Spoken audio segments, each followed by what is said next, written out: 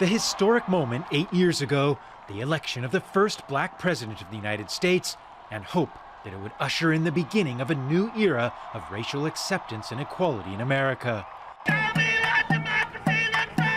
But it was not to be. Instead, the true depth of the racial divide in the U.S. was exposed. Tensions over numerous killings of African Americans by police provoked protests in many cities that led to the Black Lives Matter movement. When Trayvon Martin, an unarmed black teenager, was shot and killed in 2011 by a white security guard who was later acquitted, Obama was thrust into a national debate on racial profiling. When Trayvon Martin was first shot, I said that this could have been my son. Amazing grace, how sweet. He took a public stance against racism, singing Amazing Grace at an all-black church in Charleston after a gunman killed 9 in a hate crime. But most black Americans say it's an unfair criminal justice system they hoped Obama could fix.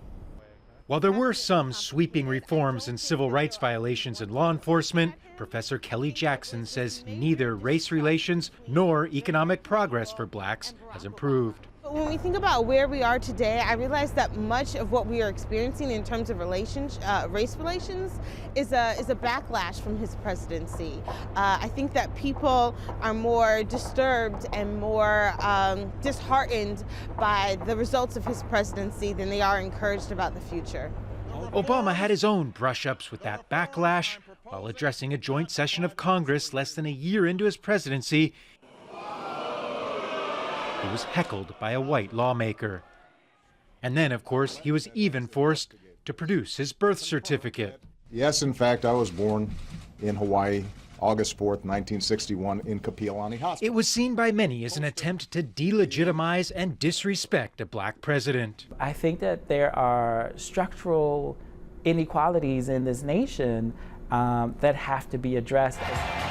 Obama clearly made his mark as the first black president, but his legacy on race relations not as simple as black and white. Gabriel Elizondo, Al Jazeera, New York.